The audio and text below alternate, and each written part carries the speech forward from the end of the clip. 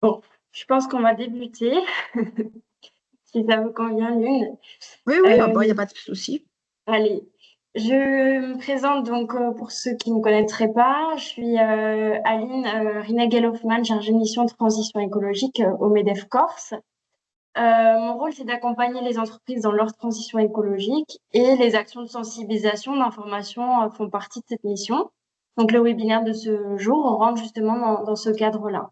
Il s'inscrit dans un cycle de webinaires qu'on a préparé pour toute l'année, qui a pour objectif de déconstruire les idées reçues sur différents sujets liés à la transition écologique, d'apporter des solutions et un regard surtout local avec des intervenants du territoire.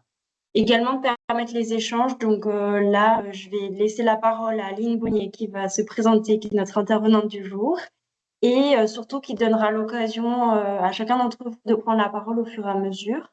Pour l'instant, les micros sont bloqués, mais n'hésitez pas à lever la main, je pourrai vous donner la parole au fur et à mesure, ou alors à passer par écrit et je relèverai les questions que vous avez. Voilà, à vous, Lynn.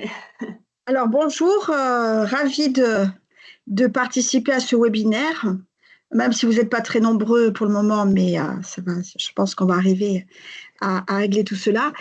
Donc, je me présente, je suis commissaire aux comptes, enfin, j'oublie presque de le dire, je suis expert comptable, mais je suis essentiellement, aujourd'hui, quasiment exclusivement commissaire aux comptes et je suis habilitée par la Haute Autorité de l'Audit à certifier les informations de durabilité et je suis membre de la Commission nationale durabilité de la Compagnie nationale des commissaires aux comptes. Donc, l'objectif de ce webinaire, c'est de sensibiliser les entreprises, et particulièrement en Corse, aux problématiques des enjeux de la durabilité par rapport déjà dans une optique d'optimiser leur performance, parce que bon, c'est quand même ce qui parle aussi, et en même temps de, de, de permettre justement cette transition écologique. Alors, peut-être que vous allez vous poser la question, pourquoi un commissaire aux comptes? En fait, le commissaire aux comptes, on va dire, c'est un tiers de confiance. Lui, il a pour mission d'auditer et de certifier des attestations. Et donc, on est passé d'une obligation qui était jusqu'au mois de février, beaucoup d'entreprises avaient l'obligation de publier des informations. Donc, je vais faire un petit rappel très rapide puisque mon intervention se situe autour de trois axes. La première, un petit rappel des textes. La deuxième, mettre en exergue les enjeux de la responsabilité sociale pour les entreprises et finalement, de vous parler d'un référentiel qui a été recommandé par la Commission européenne le 31 juillet 2025, donc c'est très récent, et qui est un référentiel qui permet de reporter des données de durabilité de façon beaucoup plus simple que la CSRD. Et en ça, c'est plutôt une avancée. Et voilà. Donc, juste des petits points de rappel, dates clés sur la durabilité. Le Green Deal a été lancé en 2019. En parallèle, il y avait en France la loi Pacte.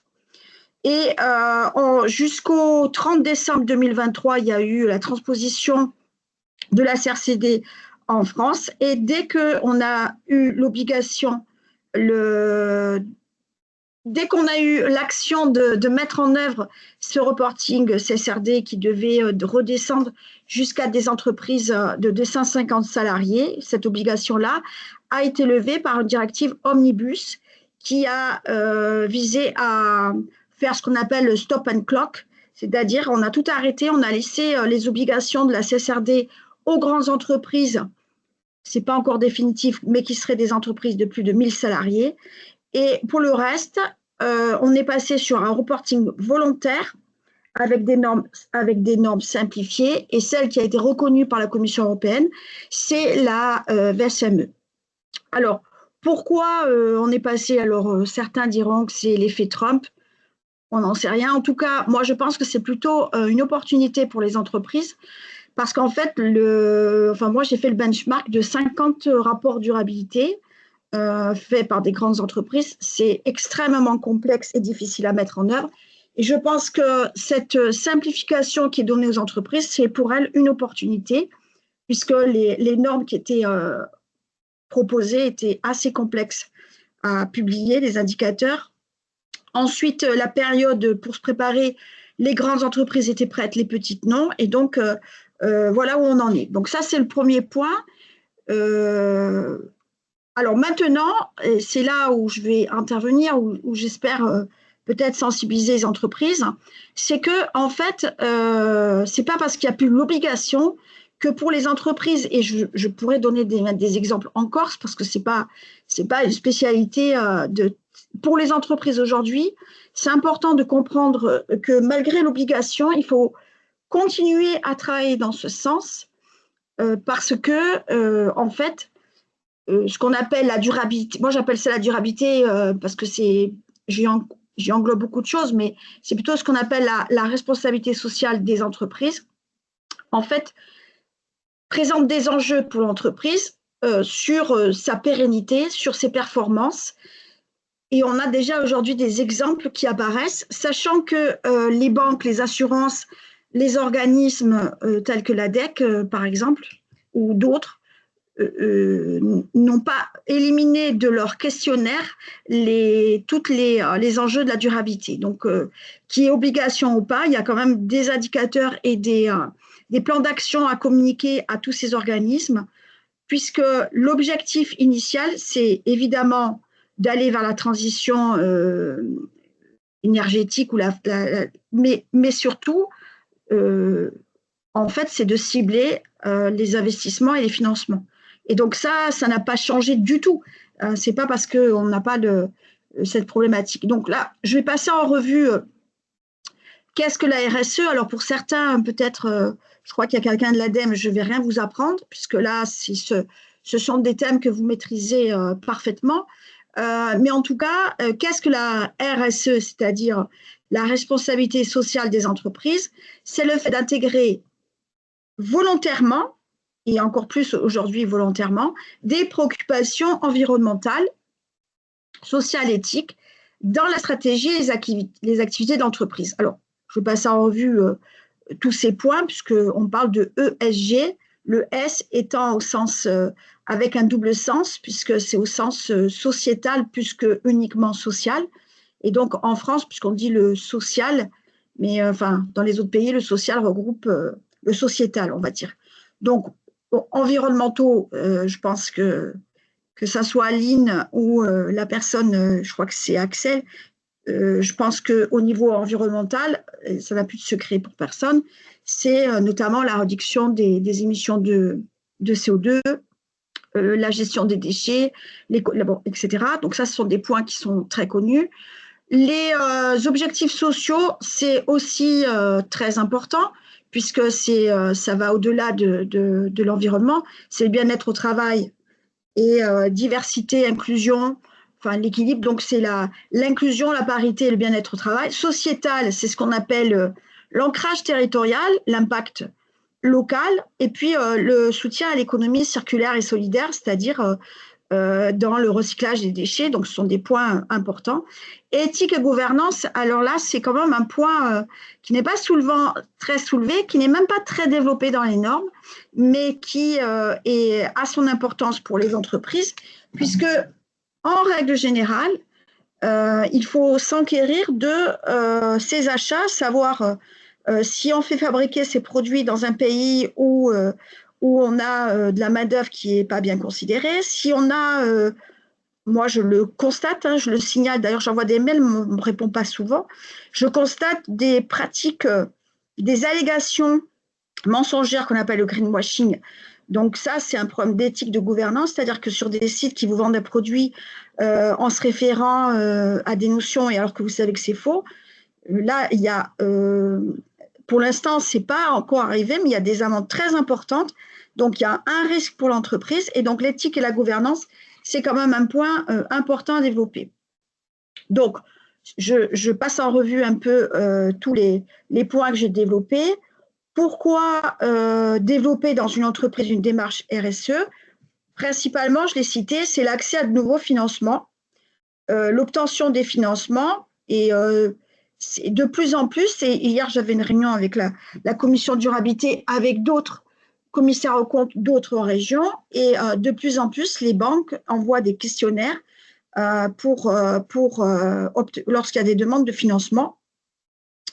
Et puis, c'est le cas aussi lorsqu'il y a des appels à projets, des appels d'offres. Là encore, la partie durabilité RSE n'est pas négligée. Donc ça, c'est un point qui est très important. Et je l'ai mis en premier parce que c'est vraiment celui qu'on va avoir, l'effet va être immédiat, puisque là-dessus, il est toujours actuel.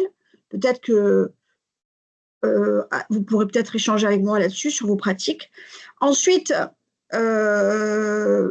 réduction des risques.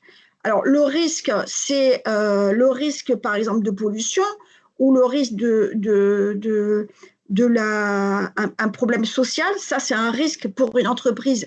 Tout risque veut dire un coût, puisqu'un risque, ça a un impact plus ou moins grand sur la pérennité de l'entreprise. Quand je vous parlais des amendes pour allégations environnementales, elles sont excessivement élevées et elles pourraient mettre en péril la pérennité d'une entreprise, puisque comptablement, quand il y a un risque, on est obligé de passer une provision pour risque, et cette provision pour risque, elle est à comptabiliser du point de vue de ce qui est demandé à l'entreprise. On n'attend pas que le jugement soit définitif, on doit provisionner. Moi, j'ai eu des cas de figure où ça a impacté complètement la situation, puisque ça avait un impact sur les capitaux propres, et il y a une procédure juridique qui risque de mettre en péril la société, parce qu'on dit que quand on base des charges et qu'on a des pertes du fait de ces charges, et que les capitaux propres deviennent inférieurs à la moitié du capital social, eh bien, il faut décider sur la poursuite ou pas de l'activité. Donc, ça a un impact qui est très important d'un point de vue juridique. Ensuite, gestion des risques, c'est également préserver la matière première. Alors, ça peut être très large. C'est la raréfaction des ressources peut avoir un impact très important pour certaines entreprises. Bon, il y a des exemples dans certaines entreprises, pour économiser de l'eau, ils ont organisé leur façon de travailler de manière à optimiser et consommer moins d'eau, sachant qu'il y a une problématique, particulièrement en Corse, puisqu'il y a une problématique d'eau. Une entreprise qui fait des piscines va devoir adapter son organisation et son activité et doit se préoccuper de ses ressources. Un laveur de voiture, pareil, il doit trouver des solutions pour utiliser moins d'eau. Donc ça, c'est le point important à développer dans les entreprises. Ensuite, autre opportunité, c'est évidemment un avantage concurrentiel. Moi, je peux vous citer, moi, j'accompagne une entreprise qui a créé une marque de maillot de bain, et évidemment, quand elle propose ses produits à des points de vente, évidemment, la marge que veulent prendre les points de vente ne peut pas être aussi importante que des produits qui sont fabriqués au Portugal, en Chine, en Thaïlande. Ce n'est pas possible. Donc, il faut apprendre aussi aux entreprises.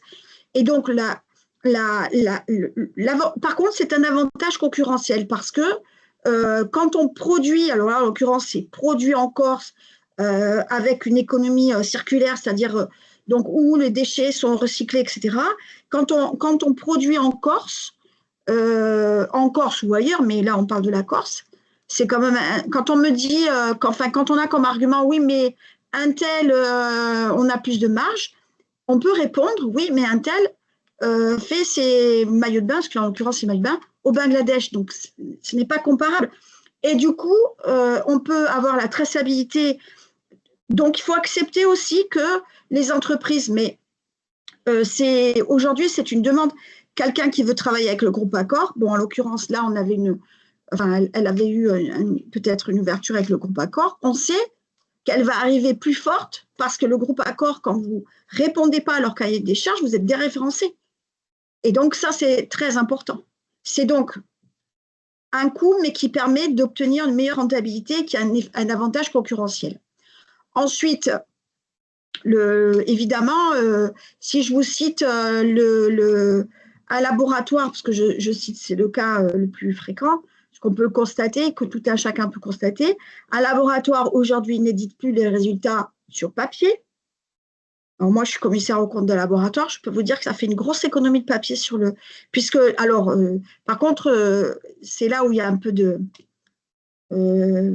l'économie, le papier économisé, mais les résultats arrivent par Internet. Et donc là, il faudrait aussi retravailler sur ce sujet-là, puisque les patients vont ou éditer leurs résultats, ou de toute façon, ce résultat va passer par le numérique. Mais en attendant, à très court terme, et moi, ce que j'ai constaté, c'est que pour un laboratoire qui sortait à chaque fois des résultats d'analyse avec un budget papier très important, eh bien, ce poste-là a disparu quasiment sur les comptes. Donc, on est bien sur un levier de performance, une optimisation voilà. Ça. Alors, pareil, ouverture de nouveaux marchés. C'est ce que je disais, c'est que vous êtes fournisseur du groupe Accor, pour ne pas le citer, et j'entends bien au niveau point de vue local, vous ne rentrez pas dans le cahier des charges du groupe Accor, vous ne rentrez pas ou vous êtes déréférencé. En revanche, si vous rentrez dans leur cahier des charges, vous allez peut-être avoir un marché que d'autres ont perdu. Et donc ça, c'est un avantage concurrentiel et c'est aussi l'ouverture des nouveaux marchés. Et le dernier point, c'est l'attraction et rétention des talents. Alors, je vais vous citer, c'est une entreprise qui a encore, je ne peux pas dire son nom, mais une entreprise qui est en Corse, je pense à deux choses. La première qui fabrique des pièces d'aéronautique. Quand on adapte l'outil, quand on tient compte de la satisfaction des salariés, du personnel de production, et qu'on adapte l'outil, par exemple, monter de quelques centimètres une planche à découpe, ça se traduit par moins d'absentéisme, moins d'arrêt de travail, et une meilleure productivité. Donc, finalement, tout le monde est gagnant, c'est-à-dire qu'on a un regard social, mais on a une répercussion aussi au niveau du salarié qui, lui, ne va pas avoir de problème de santé, mais aussi l'entreprise est gagnante dans le sens où on a une meilleure rentabilité et moins d'absentéisme. Et donc ça, c'est un point d'ouvrir le dialogue avec les salariés, ce n'est pas incompatible avec la production ou la rentabilité. Donc ça, c'est les points. Et je vais citer, alors lui, je vais le citer puisqu'il m'a autorisé à le faire. Enfin, en tout cas, je l'ai eu au téléphone. Moi, je suis commissaire aux comptes de Télépaès. Et donc, Télépaès, c'est donc, pour ceux qui la connaissent, c'est une chaîne régionale qui émet sur le canal de la TNT. Alors, pourquoi je cite Télépaès? Parce qu'en ce moment, on parle beaucoup du budget de France Télévisions. Donc, on va dire que Télépaès, aujourd'hui, en tant que chaîne régionale et locale, contrairement à ses consoeurs sur le continent, puisqu'on a fait une étude, qui ont quasiment toutes fermé ou été rachetées, Télépaès maintient sa rentabilité grâce à une optimisation, par exemple, des frais de déplacement pour les reportages, où on va chercher à rentabiliser. Donc, en fait, on va arriver à couvrir un peu plus et du coup, elle arrive maintenant à travailler avec BFM TV puisque et cette optimisation des déplacements, des dépenses de carburant, le fait d'avoir changé, enfin, ces économies qui ont été faites au quotidien lui permettent par rapport à de la concurrence d'autres chaînes régionales d'être toujours là, d'assurer sa pérennité, de développer des ressources propres. Et quand on a fait une étude, parce qu'on a eu une réunion dernièrement avec des financeurs, voilà, c'est pas, on va dire que c'est un effort fait par tout le monde, mais qui au final permet à l'entreprise d'assurer sa pérennité. Et on est, bon, déjà, TPAS, sur sa forme juridique, c'est une SIC. Hein. Donc, c'est une société anonyme, un modèle social. Donc, ce qui lui a ouvert le champ des financements de l'ESS. Donc, on voit bien que, enfin, on voit bien que c'est pas un sujet, c'est pas de dire, oui, ben, enfin, moi, des fois, j'entends, ah oui, c'est la RSE, c'est planter un arbre pour penser. Non, mais on n'est pas du tout là-dedans, quoi. On est dans la production de données et dans l'optimisation pour l'environnement, pour le social, pour le sociétal, mais aussi pour l'entreprise, parce que la contrepartie, c'est du pilotage. Donc, pour terminer cette partie-là, et j'attends vos questions sur le point, j'ai fait un petit tableau pour convaincre que ces sujets de la durabilité qu'on appelle la responsabilité sociale des entreprises, c'est pas un coût, mais en fait, c'est un levier de performance. Donc, et je reprends les points que j'ai cités un peu en exemple, c'est-à-dire que la réduction de CO2, la gestion des déchets, ça permet de baisser les coûts, ça permet d'être un avantage durable. Et donc, si vous êtes avantagé par rapport à la concurrence, ben vous avez l'avantage de développer du chiffre d'affaires.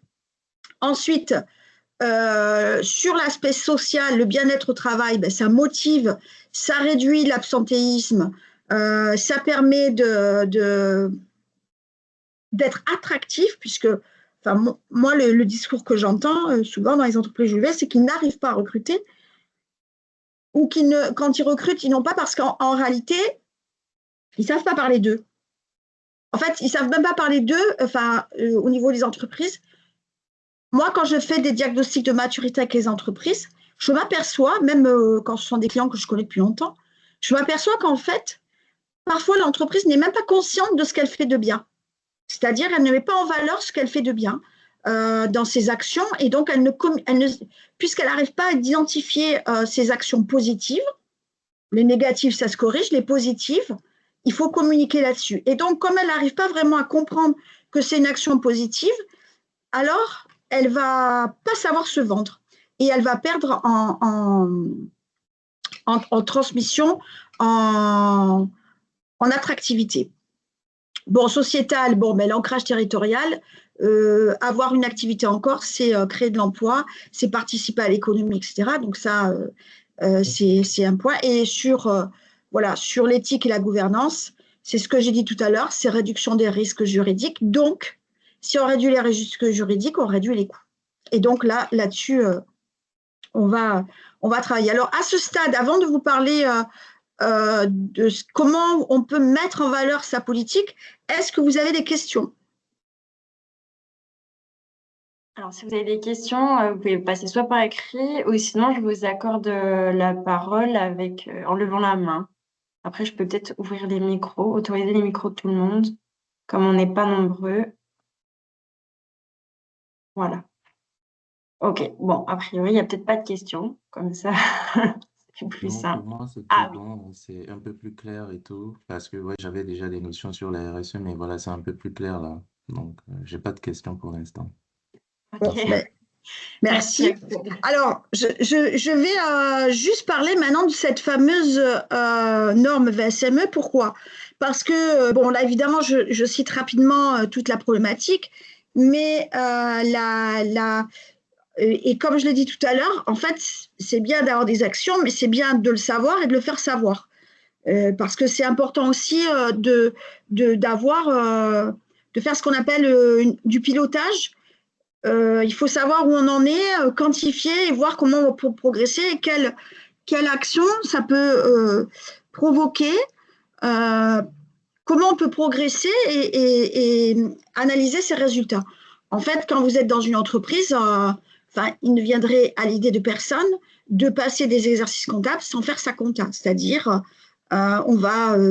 le financier, c'est savoir combien on a fait du chiffre d'affaires, combien on a de charges, peut-être quelle a été la marge, sur quoi on peut agir pour améliorer la marge. Eh bien, finalement, c'est exactement la même chose en matière de RSE, c'est-à-dire qu'on va définir des plans d'action, on va définir des priorités et on va voir comment ça peut avoir une répercussion sur les coûts.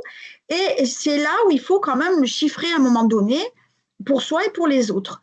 Et en même temps, ça permet de prendre l'avance parce qu'on a déjà des indicateurs qui sont disponibles parfois quand on a la demande du point de vue des financeurs. Donc déjà, dans un premier temps, il faut quand même identifier comment on va intégrer cette démarche de RSE au cœur des entreprises. Et donc, ce que je disais, on commence. Est-ce qu'on peut juste peut-être rappeler ce que c'est la VSME par rapport à la CSRD?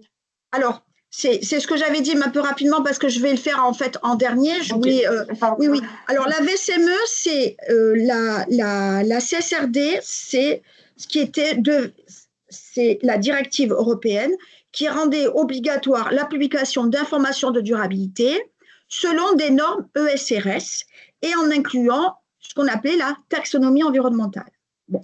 Et donc, ces deux points devaient être publiés. Il y avait un nombre d'indicateurs assez important et surtout, il y a eu une levée de bouclier, c'est qu'il il fallait aussi déterminer ce qu'on appelait la double matérialité, c'est-à-dire chiffrer la matérialité d'impact et chiffrer la matérialité financière, de manière à identifier ce qu'on appelle toujours les IRO, impact, risque, opportunité.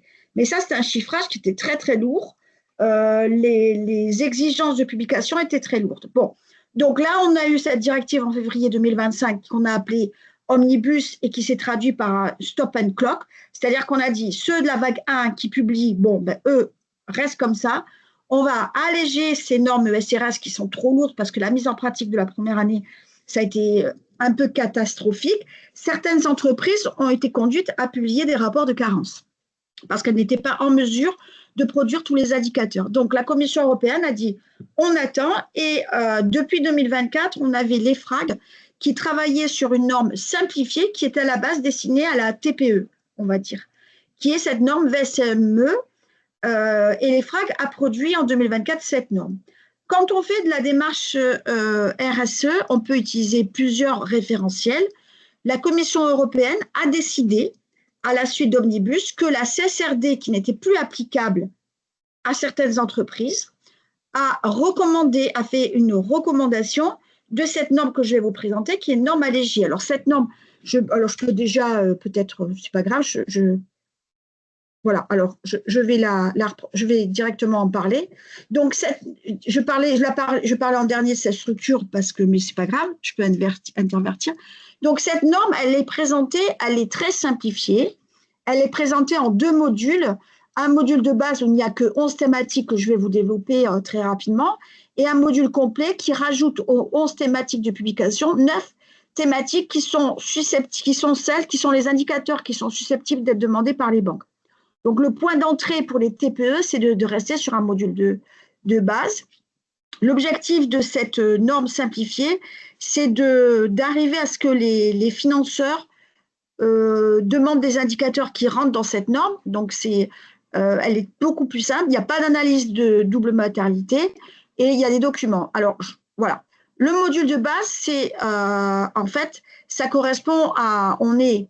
C'est basé sur les normes ESRS qui étaient très développées et ça contient, vous voyez, il y a beaucoup moins d'indicateurs. Je vais vous montrer à peu près quel type d'indicateurs on peut avoir. Ça, c'est le module de base. On est toujours sur l'environnemental, le social au sens, là, par contre, de social, et les métriques de gouvernance, il faudrait indiquer simplement si on a une condamnation. Donc ça, c'est le module de base. Et le module complet, c'est le module de base, et on rajoute des indicateurs supplémentaires qui peuvent être demandés par des investisseurs, des financeurs. Moi, j'ai fait un petit exemple d'indicateurs qui sont finalement beaucoup plus faciles à trouver pour une entreprise que la CSRD, mais qui sont déjà un bon enjeu de durabilité, de publication. Donc, vous voyez, par exemple, bien évidemment, il y a des indicateurs.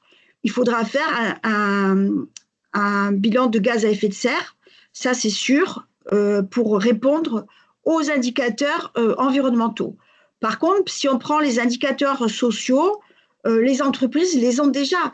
La répartition hommes-femmes, elles peuvent répondre. Le nombre d'accidents du travail, ça, elles savent. Les heures de formation par salarié, elles le savent. Les pourcentages de salariés issus des minorités ou les politiques d'inclusion. Et pour la gouvernance, existe-t-il un code éthique, oui, non? Quel est le pourcentage des achats responsables? Donc, vous voyez, ce sont des indicateurs qui sont assez facilement, que l'entreprise peut obtenir sans avoir fait une double matérialité. Et surtout, la particularité par rapport à la CSRD, c'est le niveau d'importance. Je ne l'ai peut-être pas écrit là. En réalité, comme voilà, c'est si applicable, pas d'analyse de double matérialité, c'est les informations à fournir par les entreprises, c'est si c'est applicable. Si ce n'est pas applicable, il n'y a pas d'obligation de les fournir, alors que dans la CSRD, quand ce n'était pas applicable, il faut expliquer pourquoi et comment, etc. Donc là, on n'a rien à dire. Et la possibilité est donnée aussi aux entreprises de ne pas publier d'informations sensibles pour elles. Et donc, ça, c'est un point tout à fait différent par rapport à la CSRD. Donc, c'est un reporting de RSE volontaire et très simplifié. Alors, c'est pour ça que moi, j'avais commencé en fait par comment j'intègre cette démarche. Donc, évidemment, quand on veut faire de la CSRD, mais donc du reporting durabilité, mais allégé, puisque c'est pour les entreprises qui ne sont plus obligatoirement soumises, on va commencer par faire un diagnostic de départ de l'entreprise en identifiant les enjeux majeurs. On va définir des enjeux, on va fixer des objectifs. C'est là où on va publier des informations parce que pour fixer des objectifs, il faut d'abord compter, c'est ce que je vous disais, si je veux avoir une meilleure marge, il faut que je sache quelle est ma marge pour voir comment je peux bouger les éléments. Et là, c'est exactement pareil. Et donc, c'est ainsi que on développe cette stratégie. Et donc, ce pilotage qu'on va publier sur un rapport de durabilité, et en plus, l'EFRAG, quand vous allez sur le site de l'EFRAG, ils ont publié un outil qui est un outil Excel, qui a un tableau avec les indicateurs. Donc, vous pouvez le reprendre en Excel. Il n'y a même pas besoin ça ne demande pas. Moi, je vois, il y a beaucoup de logiciels qui sont proposés pour faire ça. Sur la VSME, je pense qu'on peut arriver vraiment à fixer des objectifs. C'est ce que j'écris ici. Mesurer la performance par un suivi des indicateurs. Valoriser ses résultats auprès des clients et des investisseurs. Et le fait de publier des indicateurs en prenant la norme VSME, qui est le standard de reporting simplifié, qui a été recommandé par la Commission européenne, ça a moins l'effet d'être une norme pour toutes les entreprises et pour tout le monde. C'est-à-dire que si les entreprises se fixent sur un référentiel qui n'est plus ce qui était au départ la norme ESRS dans le cas de la CSRD, mais qui est un référentiel très, très allégé pour les autres entreprises, ça permet de rendre uniforme des données qui sont assez simplifiées. Voilà. Alors, est-ce que vous avez des questions par rapport à ça? Alors, j'étais un peu vite parce que j'ai pas beaucoup de temps et je voulais laisser un peu le temps aux questions.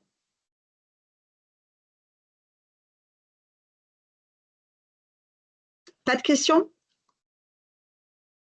On dirait qu'il n'y a pas forcément de questions.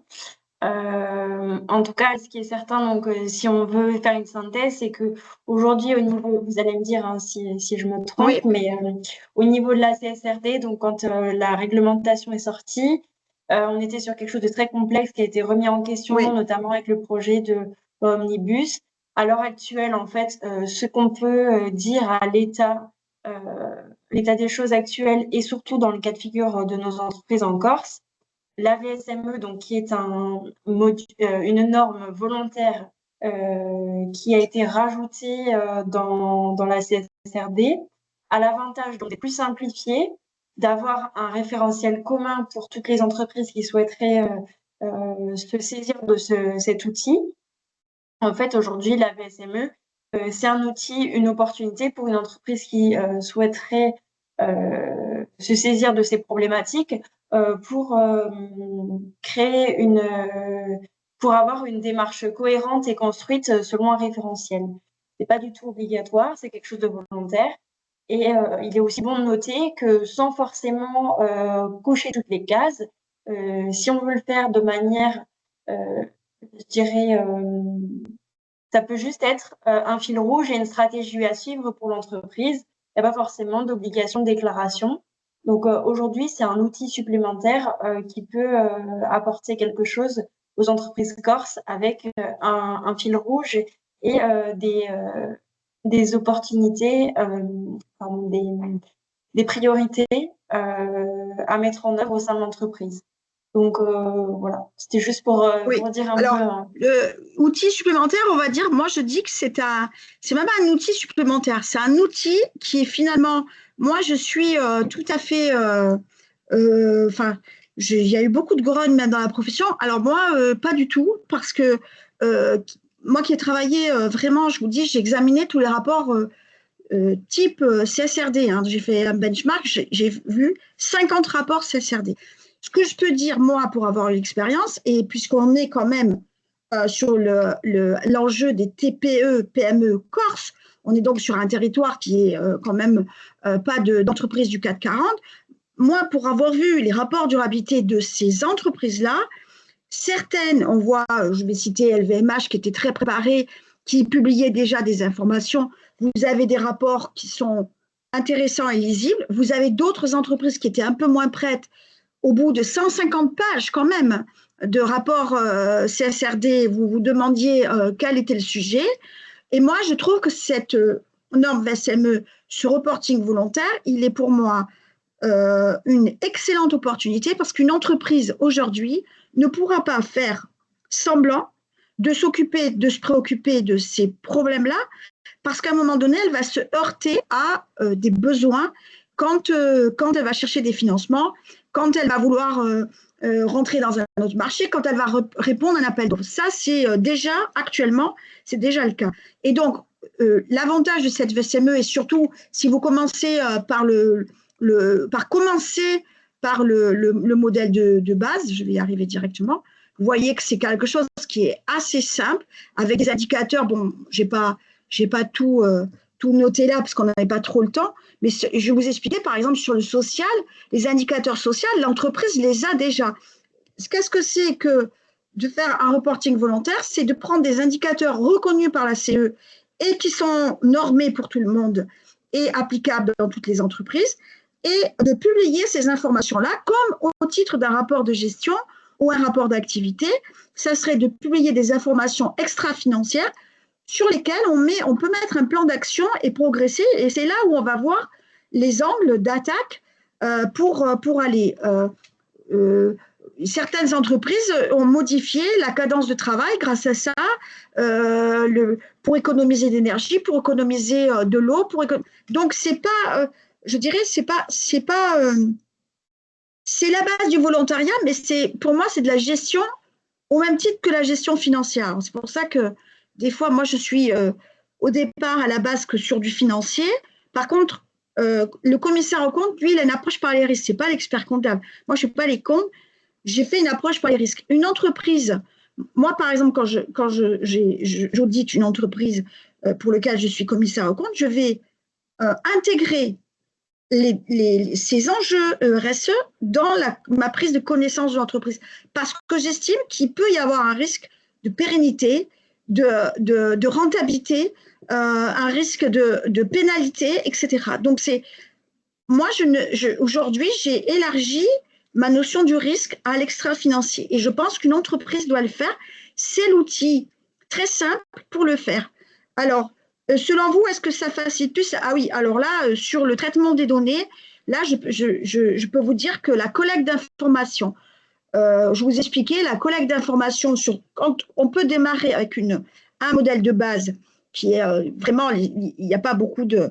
je crois que j'avais pris un exemple pour une entreprise, selon les normes, la CSRD, l'entreprise avait 153 indicateurs à produire, obligatoires, hein, du qualitatif et du quantitatif. Dans la norme VSME, elle se retrouvait avec 40 indicateurs à produire, dont une partie qui est d'accès, par exemple, les effectifs, de publier des informations sur l'effectif, taux d'absentéisme, taux d'accident du travail. Ça permet aussi de se poser une question. Ça se permet, par exemple, quand je vous dis sur l'aéronautique, si on voit qu'on a un taux d'accident du travail qui ne cesse que progresser, à un moment donné, on se dit, mais c'est dû à quoi? Et quand on commence à se dire, oui, mais c'est peut-être dû, quelle est l'origine?